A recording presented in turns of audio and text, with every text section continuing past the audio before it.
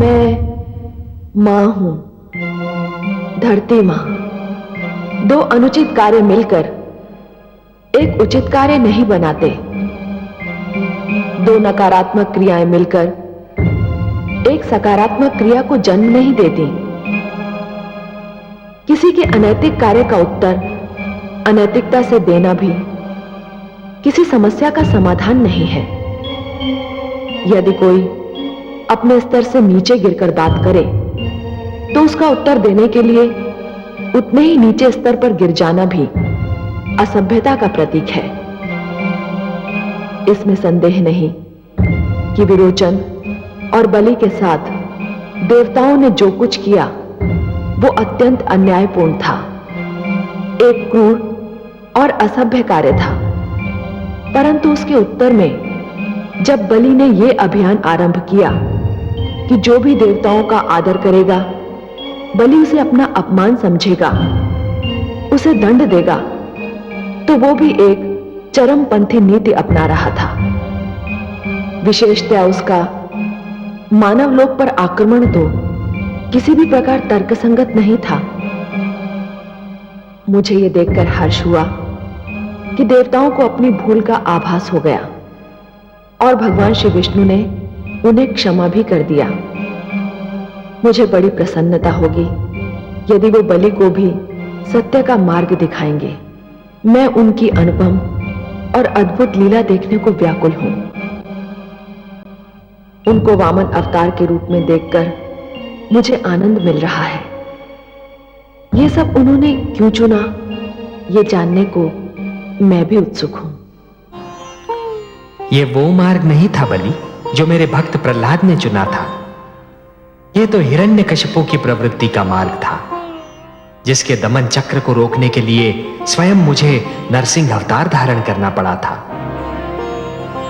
जब तुम उस मार्ग पर अत्यधिक आगे बढ़ चुके थे बलि, तब तुम्हें अपनी भूल का आभास अवश्य हुआ था, परंतु तब तक तुम स्वयं उस मार्ग से लौटकर नहीं आ सकते थे। तुम्हें सत्य के मार्ग पर केवल ईश्वर ही ला सकते थे, और इसीलिए मैंने यह वामन रूप धारण किया।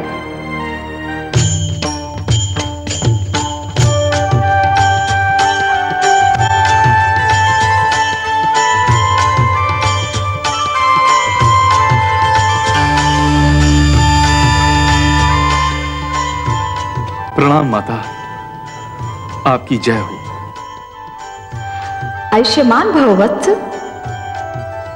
सर्वेश्वर तुम्हें बता देना चाहते थे कि जिस प्रकार दीपक ये जान लेता है कि सूर्य प्रकाश में उसके अस्तित्व का कोई महत्व नहीं और वो बुझ जाता है, उसी प्रकार प्राणी को भी ये जान लेना चाहिए कि ईश्वर की शक्ति के समक्ष उसका कोई महत्व नहीं और उसे उसके आगे सिर झुका देना चाहिए। अब यह लक्ष्य पूरा हो चुका है, तुम्हें सत्य का ज्ञान हो चुका है। मेरा सिर झुक चुका है माते, और इसीलिए हम दोनों तुमसे अत्यंत प्रसन्न हैं। हे बलि, तुमने दान दीक्षा का एक ऐसा उदाहरण दे दिया है जो समस्त संसार के रहते भुलाया नहीं जा सकता। वत्स, तुमने अपनी प्रजा को न्याय दिया, परिवार को स्नेह दिया। बस एक भूल की तुमने, अपने क्रोध में अपनी सीमा भूल गए। बलि, जीवन का महानतम लक्ष्य सीमाओं का निर्धारण ही तो है। मैं तुमसे अपार स्नेह करती हूं। मैंने अपनी कृपा से तुम्हारे लिए भंडार का मुख खोल रखा था, क्योंकि तुम धन का सदुपयोग कर रहे थे। अब मेरा लक्ष्य पूर्ण हो चुका है और मैं तुम्हें क्षमा भी कर चुका हूं। अब मुझे क्षीर सागर लौटना है, परंतु जाने से पहले मैं तुम्हें तुम्हारा राज्य लौटा रहा हूं वत्स। यदि इसके अतिरिक्त भी तुम्हारी कोई और इच्छा हो तो व्यक्त करो, उसकी पूर्ति करने में मुझे आनंद ही होगा। केवल एक ही इच्छा है प्रभु। मैं नित्यदिन आप दोनों के दर्शन करना चाहता हूं। भोर भय जब मेरे नेत्र खुलें तो मैं आप दोनों को अपने समक्ष देखना चाहता हूं। तथास्तु। मैं तुम्हें वचन देता हूं वत्स कि जब तक तुम जीवित रहोगे नित्य प्रातः मुझे अपने द्वार पर उसी तरह उपस्थित पाओगे जिस प्रकार तुम्हारे द्वारपाल रहते हैं। मैं तो सदैव तुम्हारे साथ हूं। तुम मेरे लाडले हो। सदैव मेरा आशीर्वाद तुम्हें प्राप्त रहेगा। जगदीश्वर, आपकी जय हो। हे माता, आपकी जय हो।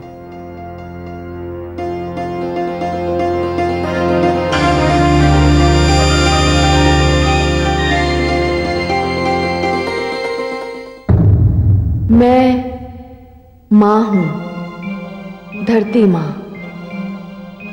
व्यक्ति हो अथवा राष्ट्र, उसके चरित्र निर्माण की क्रिया में गुरु का बहुत महत्व है और गुरु बहुत महत्वपूर्ण भूमिका निभाता है। जीवन के सत्य और ईश्वर की पहचान भी तो गुरु ही कराता है। गुरु उदार हो तो शिष्य उदारता का प्रतिबिंब हो जाता है। गुरु अभिमानी हो तो शिष्य पर भी उसका प्रभाव पड़ता है। प्रहलाद और बलि के जीवन इसके सबसे बड़े उदाहरण हैं। प्रहलाद को देवर्षि नारद जैसे गुरु मिले और वो भक्ति के इतिहास में अमर हो गए। बलि को शुक्राचार्य जैसा गुरु मिला और फिर उसने अभिमान की धारा में बहकर जो कुछ किया उसके निवारण के लिए भगवान श्री विष्णु को वामन अवतार लेना पड़ा। मुझे उनके पावन पग का स्पर्श मिला और मैं धन्य हो गई। वामन के अवतरण का दिन आज तक दक्षिण भारत, विशेषकर केरल में ओणम के रूप में मनाया जाता है। ओणम राजा बलि की दानशीलता का द्योतक है। यह त्योहार नववर्ष के उत्सव के रूप में सारे प्रदेश में बड़ी धूमधाम से मनाया जाता है। नौका दौड़ इस उत्सव का विशेष आकर्षण है। मुझे ना तो वामन का अवतरण भूल सकता है और ना राजा बलि की दानशीलता। मुझे आज भी दोनों बहुत प्रिय हैं।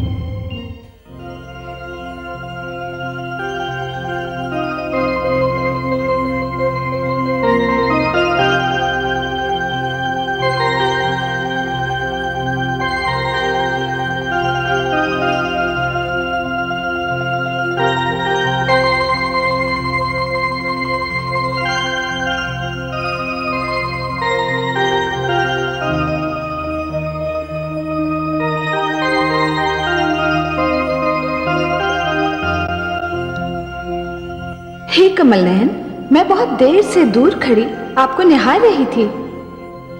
क्षमा कीजिए महादेवी, मुझे आपके आने का आभास ही नहीं हुआ। जब आप सृष्टि की चिंता में लीन होते हैं तो सदा आपकी यही दशा होती है।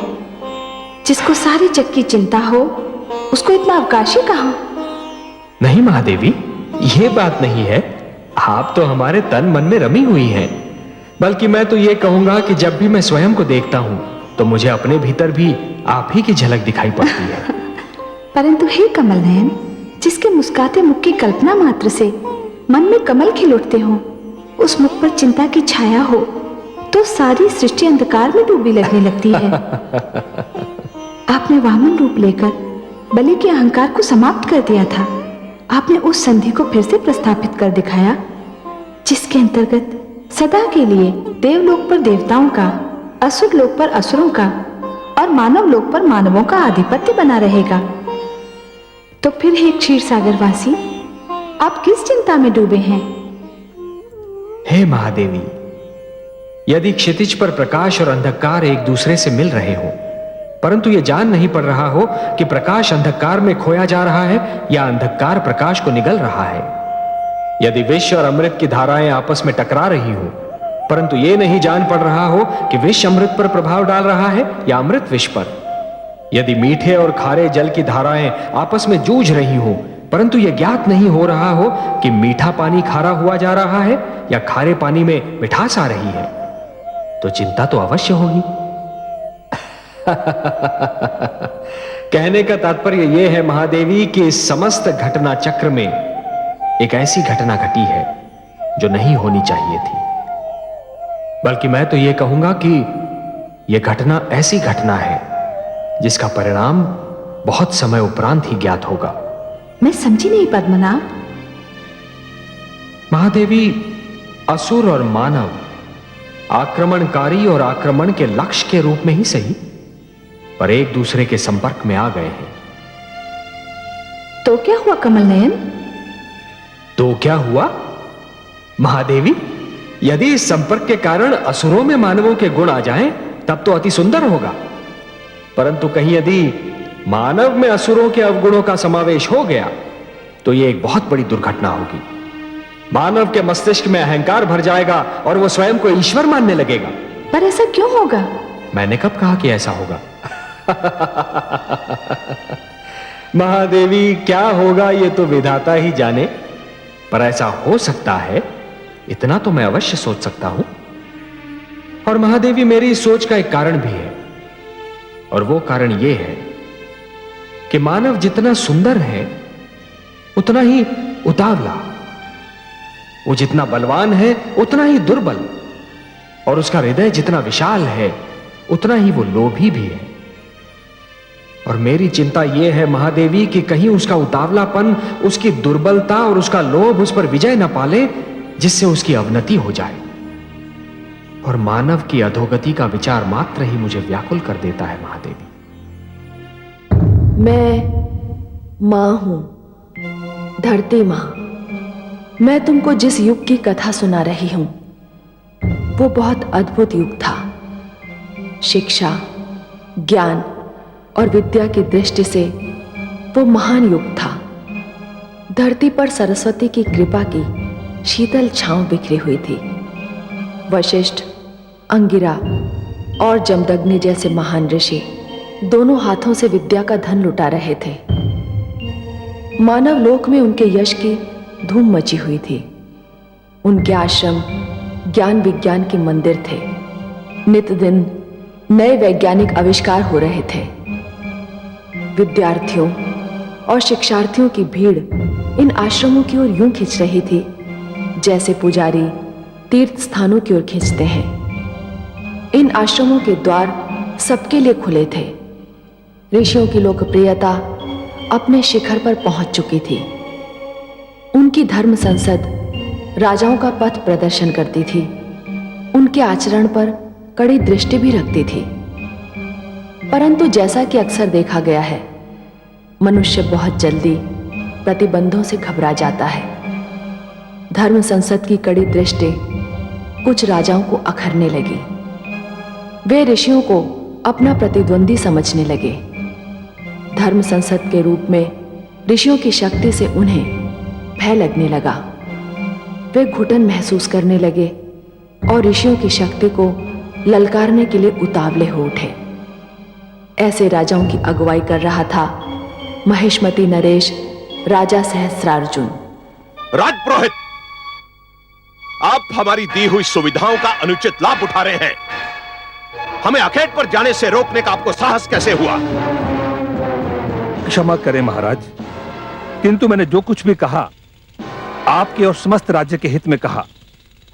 ग्रहों की दशा इस बात की अनुमति नहीं देती कि कल आप आखेट पर जाएं। ग्रह दशा कहती है कि यदि आप आखेट पर गए तो कुछ भी अशुभ घट सकता है। मैं अच्छी तरह जानता हूं, यह ग्रह दशा, यह भविष्यवाणियां, यह लगन और यह समय का निर्धारण हम जैसे राजाओं पर अंकुश लगाने के बहाने हैं। इस ढंग से आप हमारी स्वतंत्रता को अपने वश में करने की चेष्टा करते हैं।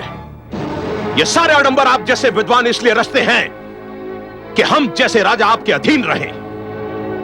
मैं आखेट पर जाऊंगा और मेरे इस निर्णय को कोई नहीं बदल सकता।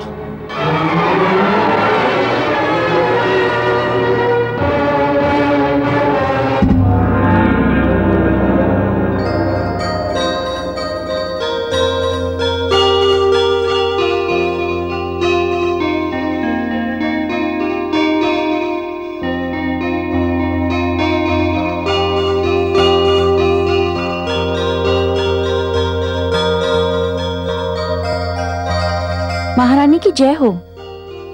राजपुरोहित उपस्थित होना चाहते हैं। इतनी प्रातः? अभी तो सूर्योदय ही हुआ है। वे कहते हैं कि आपसे मिलना अत्यंत आवश्यक है। ठीक है, उन्हें बिठाओ, मैं अभी आती हूँ। जी महारानी।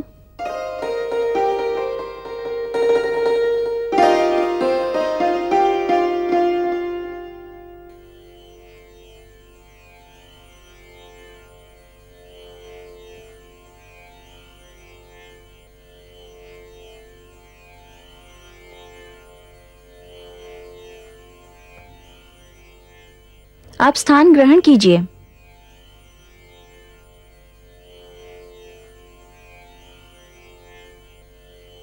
प्रणाम महारानी। प्रणाम। इतने सवेरे कष्ट देने के लिए क्षमा चाहता हूँ महारानी। दासी कह रही थी कि कोई अत्यंत आवश्यक कार्य है आपको। हाँ महारानी। तो फिर कहिए। महाराज सहस्त्र अर्जुन आज आखेट पर जा रहे हैं। ये तो कोई नई बात नहीं है राजपुरोहित जी, और ना ही मैं इसे इतनी आवश्यक सूचना समझती हूँ जिसके लिए सूर्योदय होते ही किसी को कष्ट दिया जाए। कष्ट देने के लिए एक बार फिर क्षमा चाहता हूं महारानी, किंतु अति आवश्यक कार्य यह बताना था कि महाराज का आज आखेट पर जाना उचित नहीं। क्यों? क्योंकि ग्रहों की दशा उत्तम नहीं है। ये बात आपने महाराज सहस्रार्जुन को नहीं बताई? बताई थी, किंतु किंतु क्या? किंतु उन्होंने मेरी बात सुनी अनसुनी कर दी। मैं तो उन्हें रोकने में असमर्थ रहा, किंतु जनहित ने मुझे विवश कर दिया कि भोर होते ही मैं आपको कष्ट दूं और आपसे निवेदन करूं कि आप उन्हें आखेट पर जाने से रोकें। यदि वो आज आखेट पर चले गए तो कुछ न कुछ अनर्थ होकर रहेगा।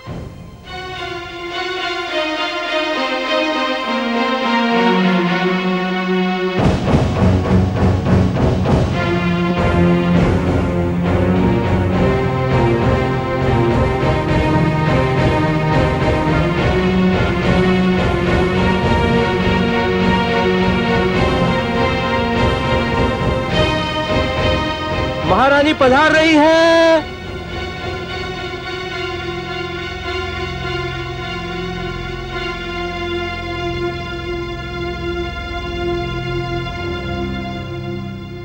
आपने यहां आने का कष्ट क्यों किया महारानी? हम आखेट पर जाते तो आपसे मिलकर ही जाते। मुझे इसलिए आना पड़ा महाराज कि मैं नहीं चाहती कि आज आप आखेट पर जाएं। क्यों? समझ गए। हमारे राजपुरोहित तो हमें वश में कर नहीं सके, इसलिए हमें वश में करने के लिए उन्होंने आपका आश्रय लिया। राजपुरोहित का कहना है कि आज ग्रह दशा उत्तम नहीं है। आप भी किन की बातों में आ गई महारानी? इन राजपुरोहितों ने अपनी महत्ता जताने के लिए ये सब आडंबर रच रखे हैं। ग्रह दशा, शुभ घड़ी, उत्तम लग्न, ना ही इन बातों की कोई महत्ता है और ना ही इन ढोंगियों की। ठीक है, तो इसे मेरी ही विनती जानकर मान लीजिए और आखेट पर मत जाइए। आप अच्छी तरह जानती हैं महारानी कि मैं आपकी बात कभी नहीं टालता, परंतु मुझे खेद है कि मुझे आपकी बात टालनी पड़ रही है। जिन अतिथियों को मैंने निमंत्रण दिया है वो क्या सोचेंगे? और अब तो मुझे यह सिद्ध करने के लिए जाना होगा कि यह केवल ढोंग है। राजपुरोहित जैसे व्यक्तियों की बातों में ना कोई तर्क है और ना ही कुछ सत्य है।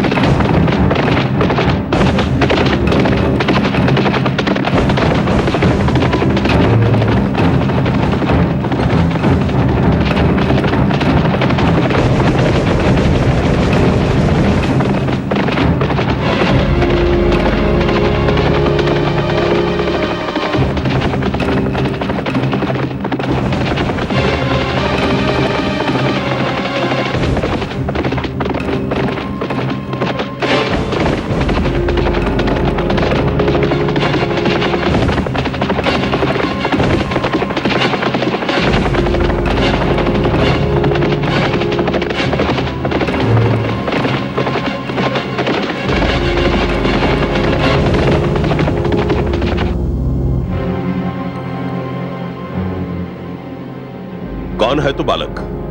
मैं ऋषि जमदग्नि का पुत्र कलश हूँ। तो हमारा मार्ग रोक के क्यों खड़ा है? हट जा सामने से। मैंने आपका मार्ग नहीं रोका, आप मेरे मार्ग पर आ गए हैं। देखते नहीं इस पद पर हमारा आश्रम है। क्षमा कीजिएगा, अभी तक मुझे आपका परिचय नहीं मिला। क्या तुमने हमें नहीं पहचाना?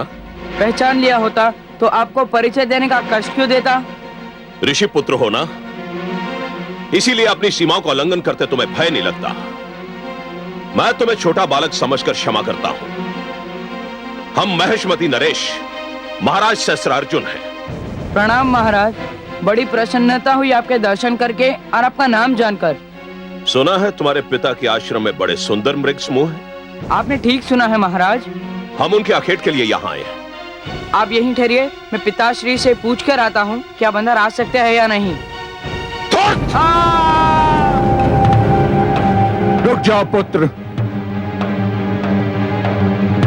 इससे पहले कि तुम्हारे मुख से महाराज सहस्त्रार्जुन के लिए कोई शाप या अपशब्द निकले, मैं इनसे कुछ पूछना चाहता हूं।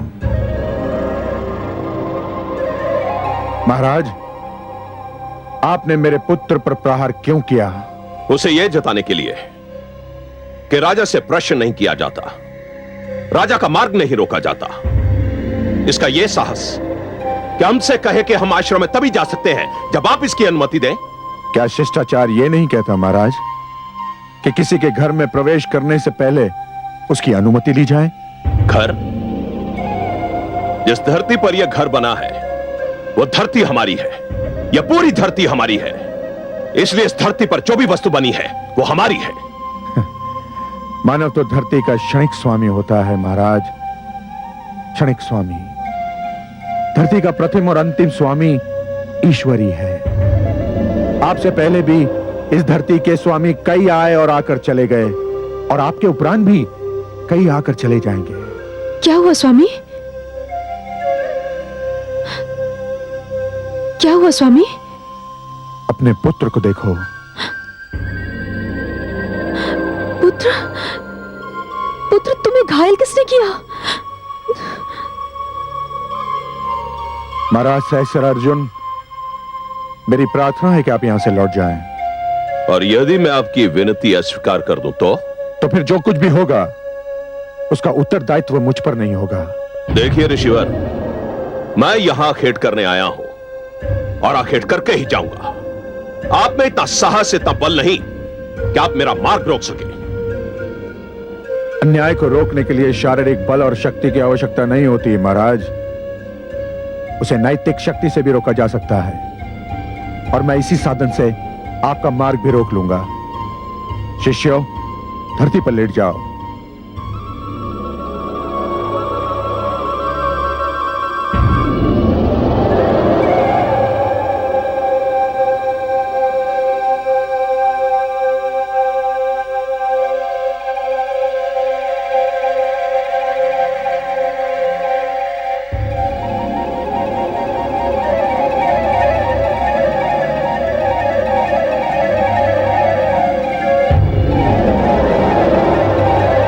महाराज सहस्त्रार्जुन, यदि आप में इतना साहस है, इतना बल है कि आप इनको कुचलकर मेरे आश्रम में जा सकते हैं, तो जाइए, जाइए। अन्यथा लौट जाइए महाराज, लौट जाइए।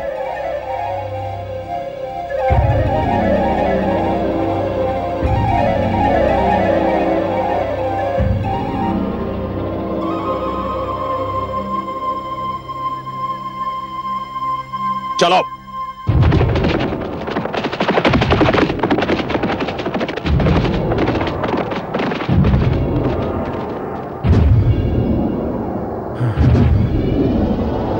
उठ जाओ शिष्यों।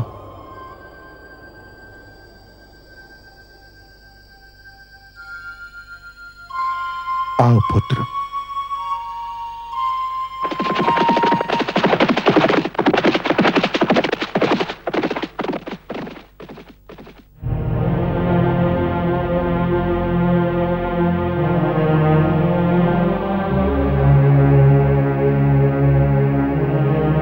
महादेवी, आप मुझे मेरी चिंता का कारण पूछ रही थी ना?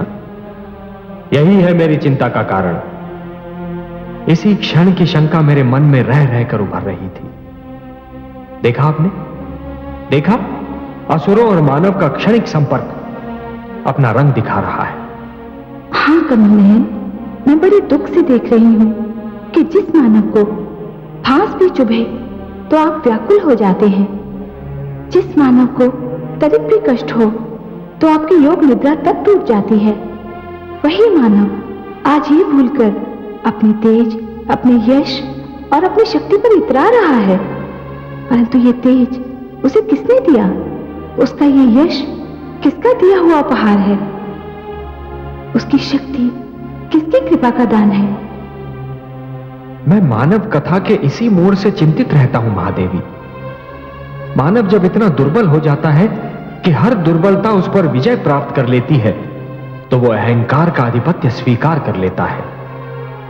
महादेवी, जब दिन डूब जाता है और अंधकार छा जाता है, तो हर वो वस्तु जो प्रकाशमान थी अंधकार में लुप्त हो जाती है। महादेवी, वो वस्तु होती अपने ही स्थान पर है, परंतु केवल अंधकार के कारण दिखाई नहीं देती। उसी प्रकार जब मानव मस्तिष्क में अहंकार का आधिपत्य जम जाता है महादेवी, तो मानव अपनी ही सीमाओं को लांघ जाता है। वो जिन नियमों का पालन कर रहा था, वो नियम भी कहीं खो जाते हैं। ये सीमाओं का उल्लंघन और नियमों का भूल जाना एक दुखद कथा का आरंभ होता है महादेवी। हे कमल नयन, मानव आपको दुख दे रहा है, इसमें उसका कोई भला नहीं। बड़ा दुखद होगा वो दिन जब आपको मानव के विरुद्ध कोई पग उठाना पड़ेगा। यही भय मुझे भी लग रहा है महादेवी, यही भय मुझे भी लग रहा है। मैंने सदैव मानव की रक्षा की है, उसे कृपादान दिया है, पर लगता है कि मानव उन्हें भूल रहा है। महादेवी, आप जानती हैं कि मानव के दुख की गाथा कहां आरंभ होती है? जब मानव मानव से टकराता है, जब वो मानवता को भूलकर दूसरे मानव का शत्रु बन जाता है। हे प्रभु, इसमें आपकी क्या भूमिका होगी? महादेवी, आप सदैव मुझे दोषी के विरुद्ध और निर्दोष के साथ ही पाएंगी, अत्याचारी से दूर और दुर्बलों के साथ ही पाएंगी। यही होता रहा है और यही होता भी रहेगा।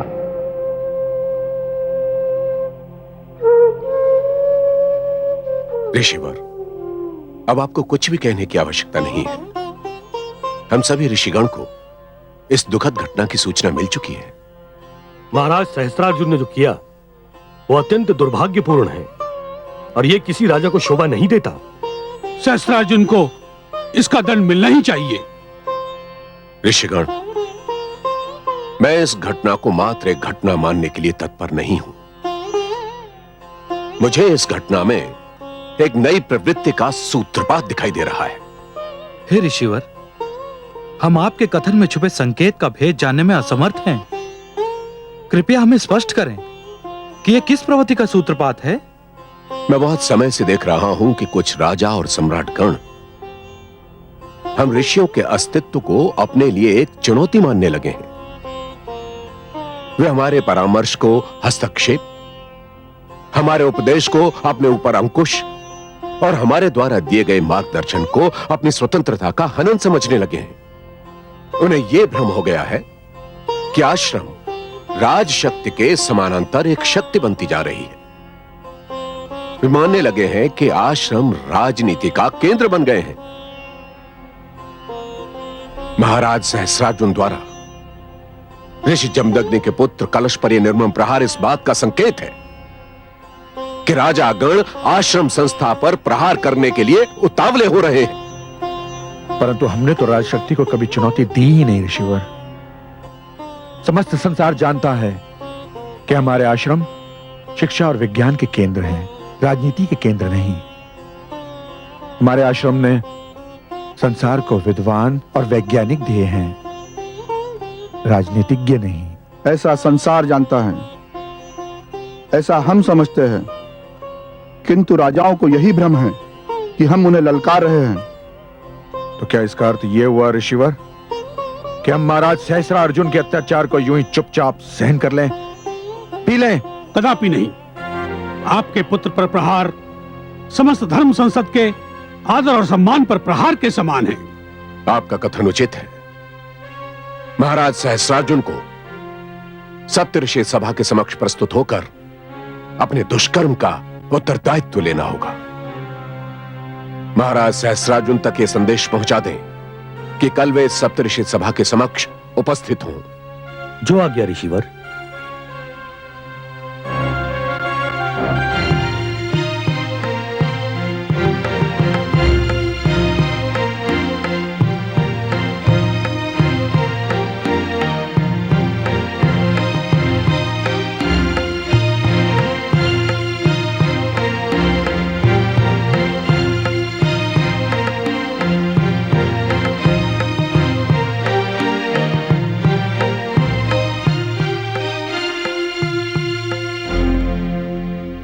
आप तो अकारणी भयभीत हो रहे थे राजपुरोहित जी। ग्रह दशा का अनुमान लगाने में अवश्य कोई त्रुटि रह गई होगी। नहीं महाराज, मेरे अनुमान में कोई त्रुटि संभव नहीं है। हमें तो कुछ भी नहीं हुआ राजपुरोहित जी। जिस प्रकार सुकुशल हम अखेट पर गए थे, उसी प्रकार सुकुशल हम अखेट से लौट भी आए हैं। क्षमा करें महाराज, किंतु दुर्घटनाएं अपने आने की सूचना नहीं देती। जब वो अचानक सामने आ जाती हैं, तभी उनके अस्तित्व का ज्ञान होता है। यह जानना बहुत कठिन है महाराज कि विदा होने वाले पल के स्थान पर जो नया पल आएगा, वो जीवन में क्या संदेश लेकर आएगा। मैंने जो कुछ भी कहा था, उसका स्रोत एक विज्ञान है, इसलिए उसका प्रयास करना उचित नहीं है महाराज।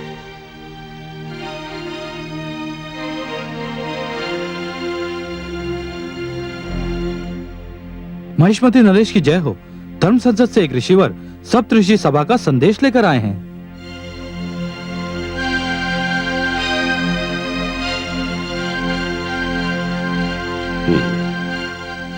संदेशवाहक को आदर सहित उपस्थित किया जाए। जो आज्ञा महाराज।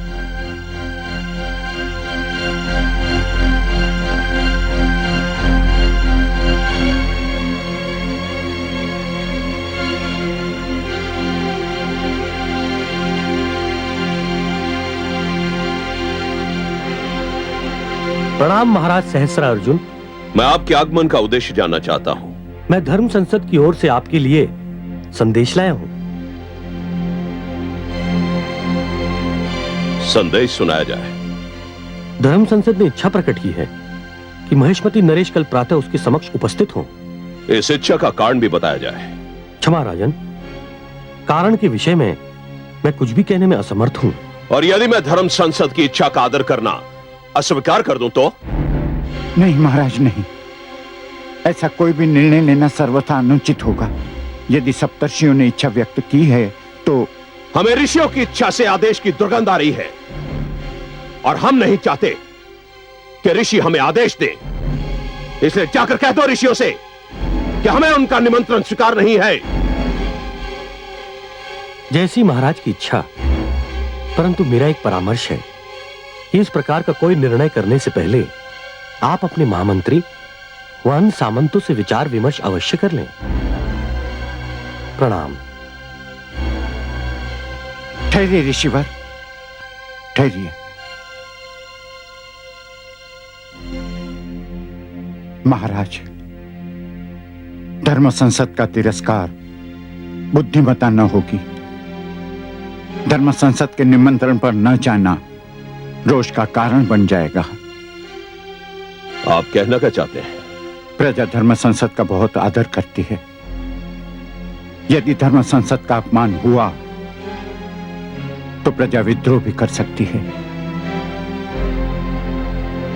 आप जाइए ऋषिवर, महाराज धर्म संसद के समक्ष अवश्य प्रस्तुत होंगे। प्रणाम। आपने ये अधिकार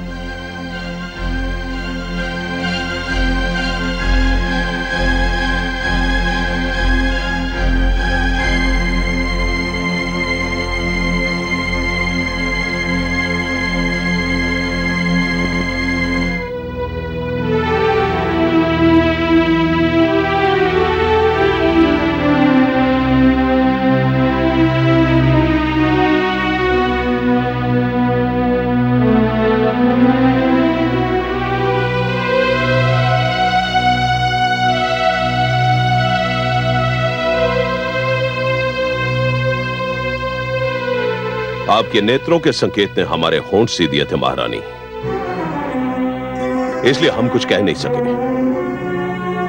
परंतु हमारी ओर से धर्म संसद का निमंत्रण स्वीकार करना हमें अच्छा नहीं लगा। क्षमा करें स्वामी, परंतु उस समय आप आवेश में थे और आवेश में लिए जाने वाले निर्णय बहुधा हानिकारक सिद्ध होते हैं।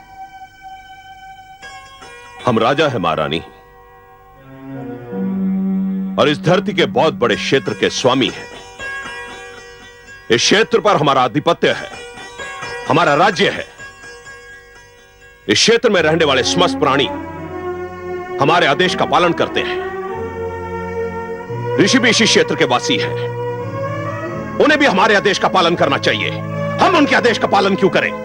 स्वामी, ये सत्य है कि ऋषिगण भी इसी क्षेत्र के वासी हैं, परंतु ये भी सत्य है कि हम जिस जीवन प्रणाली को मानते हैं उसमें ऋषियों का एक विशेष स्थान है। ऋषियों को यह स्थान हमारी उदारता के कारण मिला है महारानी। परंतु मिला तो है। इसका अर्थ यह तो नहीं कि वो हमसे टकराने लगे, हम पर आदेश चलाने लगे। नहीं महारानी, ऋषि अपने आप को आवश्यकता से अधिक शक्तिशाली समझने लगे हैं। इनकी शक्ति पर अंकुश लगाना होगा। मेरे विचार में यह अनुचित होगा। क्यों अनुचित होगा? हे राजन, वे हमसे दूर अपने संसार में मग्न हैं, शिक्षा दान करके समाज की सेवा कर रहे हैं, समाज को अच्छे नागरिक दे रहे हैं, लोभी नहीं है, वे धन और सत्ता नहीं चाहते। सत्ता नहीं चाहते, परंतु सत्ताधारियों को नीचा अवश्य दिखाना चाहते हैं। बार बार इस बात को जताना चाहते हैं कि राजा के पास शारीरिक बल है, इसलिए उसका मान कम है। ऋषियों के पास बुद्धि बल है, इसलिए उनकी श्रेणी ऊंची है। और धन, महारानी आप जानती हैं आश्रमों में कितना धन है? उनके पास राजकोष से अधिक धन है महारानी। ये धन तो उनको धनाढ़ शिष्यों ने दिया है, वे तो शिक्षा के लिए शुल्क भी नहीं लेते। आप कुछ भी कहें महारानी, मेरा वहां जाने को मन नहीं करता। परंतु बुद्धिमता की यही मांग है। यदि आप समझते हैं कि ऋषिगण राजशक्ति को ललकार रहे हैं, तो भी आपका उनके पास जाना और हर बात को तर्क की तुला में तोलना आवश्यक है। मैंने बस यही सोचकर आपकी ओर से उनका निमंत्रण स्वीकार कर लिया था, और मेरी विनती है, मुझे विश्वास है कि आप मेरी लाज रखेंगे।